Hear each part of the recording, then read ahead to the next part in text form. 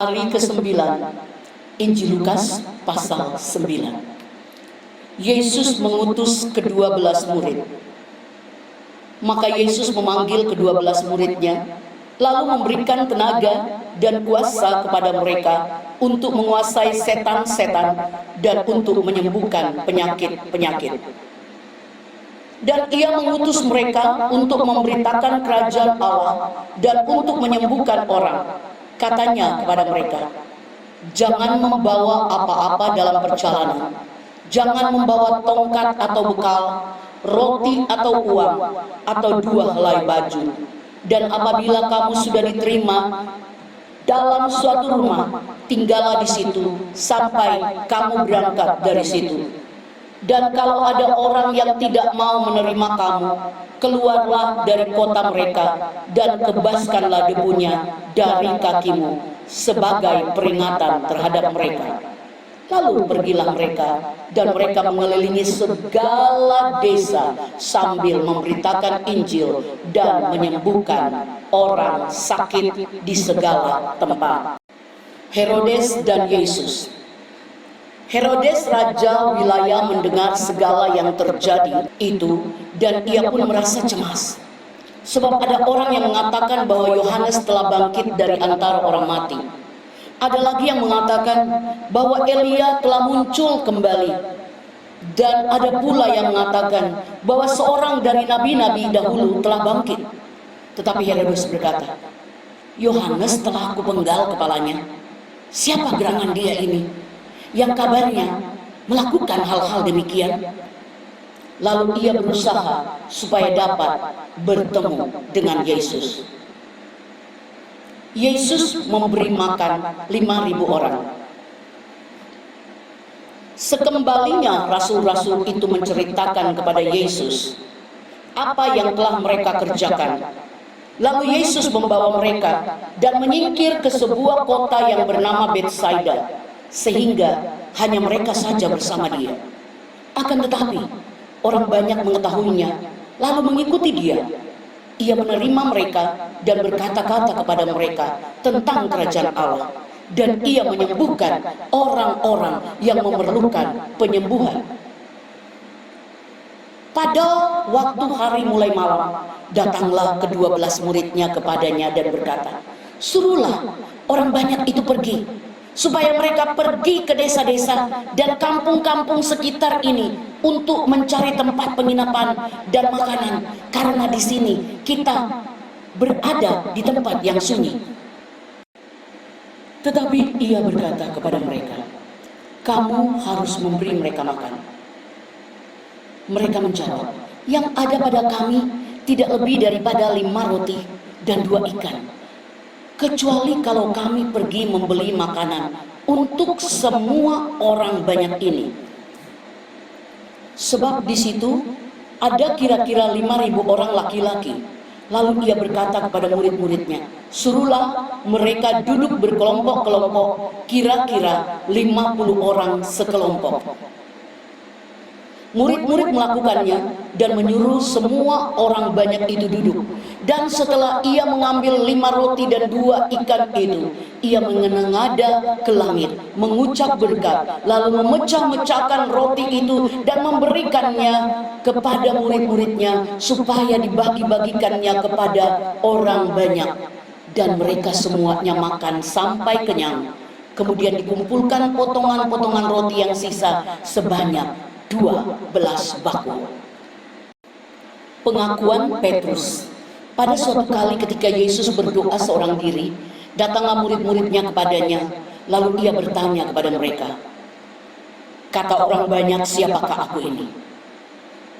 Jawab mereka, Yohanes Pembaptis. Ada juga yang mengatakan Elia. Ada pula yang mengatakan bahwa seorang dari nabi-nabi dahulu telah bangkit. Yesus bertanya kepada mereka, menurut kamu, siapakah aku ini? Jawab Petrus, Mesias dari Allah. Lalu Yesus melarang mereka dengan keras, supaya mereka jangan memberitahukan hal itu kepada siapapun. Pemberitahuan pertama tentang penderitaan Yesus. dan syarat-syarat mengikuti dia. Dan Yesus berkata, Anak manusia harus menanggung banyak penderitaan dan ditolak oleh tua-tua, imam-imam kepala, dan ahli-ahli Taurat, lalu dibunuh dan dibangkitkan pada hari ketiga. Katanya kepada mereka semua, setiap orang yang mau mengikut aku, ia harus menyangkal dirinya, memikul salibnya setiap hari, dan mengikut aku. Karena barang siapa mau menyelamatkan nyawanya, ia akan kehilangan nyawanya. Tetapi barang siapa kehilangan nyawanya karena aku, ia akan menyelamatkannya. Apa gunanya seorang memperoleh seluruh dunia, tetapi ia membinasakan atau merugikan dirinya sendiri? Sebab barang siapa malu karena aku dan karena perkataanku, Anak manusia juga akan malu karena orang itu apabila ia datang kelak dalam kemuliaannya dan dalam kemuliaan Bapa dan malaikat-malaikat kudus. Aku berkata kepadamu, sesungguhnya di antara orang yang hadir di sini ada yang tidak akan mati sebelum mereka melihat kerajaan Allah. Yesus dimuliakan di atas gunung. Kira-kira 8 hari sesudah segala pengajaran itu, Yesus membawa Petrus, Yohanes, dan Yakobus lalu naik ke atas gunung untuk berdoa. Ketika ia sedang berdoa, rupa wajahnya berubah dan pakaiannya menjadi putih berkilau-kilauan. Dan tampaklah 2 orang berbicara dengan dia, yaitu Musa dan Elia. Keduanya menampakkan diri dalam kemuliaan dan berbicara tentang tujuan kepergiannya yang akan digenapinya di Yerusalem. Sementara itu Petrus dan teman-temannya telah tertidur, dan ketika mereka terbangun, mereka melihat Yesus dalam kemuliaannya dan kedua orang yang berdiri di dekatnya itu. Dan ketika kedua orang itu hendak meninggalkan Yesus, Petrus berkata kepadanya, Guru, betapa bahagianya kami berada di tempat ini. Baiklah kami dirikan sekarang 3 kemah, 1 untuk engkau, 1 untuk Musa, dan 1 untuk Elia. Tetapi Petrus tidak tahu apa yang dikatakannya itu. Sementara ia berkata demikian, datanglah awan menaungi mereka, dan ketika mereka masuk dalam awan itu, takutlah mereka. Maka terdengarlah suara dari dalam awan itu yang berkata, inilah anakku yang kukasihi, dengarkanlah dia. Ketika suara itu terdengar, nampaklah Yesus tinggal seorang diri, dan murid-murid itu merahasiakannya. Dan pada masa itu mereka tidak menceritakan kepada siapapun apa yang telah mereka lihat. Yesus mengusir roh dari seorang anak yang sakit. Pada keesokan harinya, ketika mereka turun dari gunung itu, datanglah orang banyak berbondong-bondong menemui Yesus. Seorang dari orang banyak itu berseru katanya, Guru, aku memohon supaya engkau menengok anakku, sebab ia adalah satu-satunya anakku. Sewaktu-waktu ia diserang roh, lalu mendadak ia berteriak, dan roh itu menggoncang-goncangkannya sehingga mulutnya berbusa. Roh itu terus saja menyiksa dia dan hampir-hampir tidak mau meninggalkannya. Dan aku telah meminta kepada murid-muridmu supaya mereka mengusir roh itu, tetapi mereka tidak dapat. Maka kata Yesus, hai kamu angkatan yang tidak percaya dan yang sesat, berapa lama lagi aku harus tinggal di antara kamu dan sabar terhadap kamu? Bawa anakmu itu kemari. Dan ketika anak itu mendekati Yesus, setan itu membantingnya ke tanah dan menggoncang-goncangnya. Tetapi Yesus menegur roh jahat itu dengan keras dan menyembuhkan anak itu, lalu mengembalikannya kepada ayahnya. Pemberitahuan kedua tentang penderitaan Yesus. Maka takjublah semua orang itu karena kebesaran Allah. Ketika semua orang itu masih heran karena segala yang diperbuatnya itu, Yesus berkata kepada murid-muridnya, dengarlah dan camkanlah segala perkataanku ini. Anak manusia akan diserahkan ke dalam tangan manusia.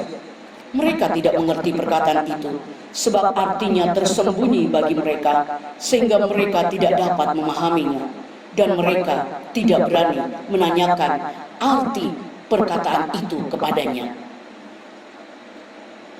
Siapa yang terbesar di antara para murid? Maka timbullah pertengkaran di antara murid-murid Yesus tentang siapakah yang terbesar di antara mereka. Tetapi Yesus mengetahui pikiran mereka.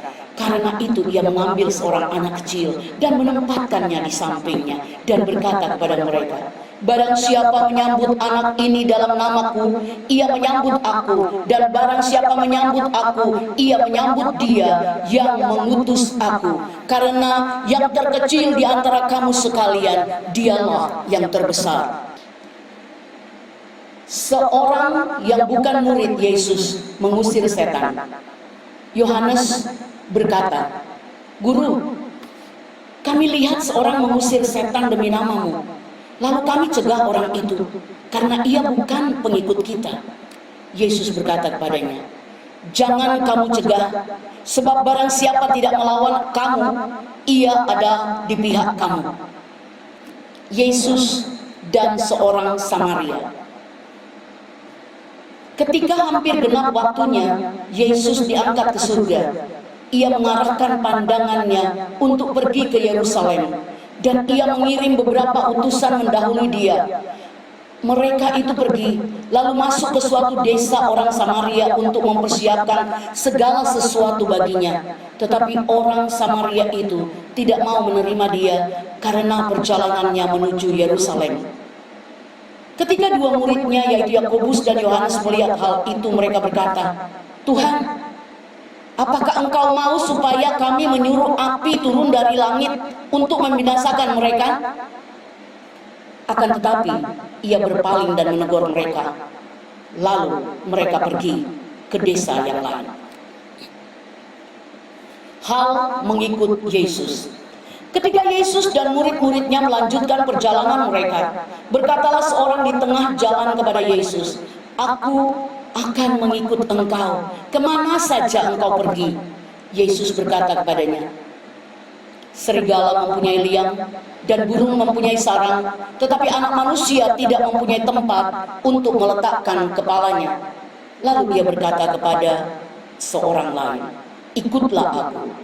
Tetapi orang itu berkata, izinkanlah aku pergi dahulu menguburkan Bapakku. Tetapi Yesus berkata kepadanya, biarkanlah orang mati menguburkan orang mati, tetapi engkau pergilah dan beritakanlah kerajaan Allah di mana-mana. Dan seorang lain lagi berkata, aku akan mengikut engkau Tuhan, tetapi izinkanlah aku pamitan dahulu dengan keluargaku. Tetapi Yesus berkata, setiap orang yang siap untuk membajak tetapi menoleh ke belakang tidak layak untuk kerajaan Allah.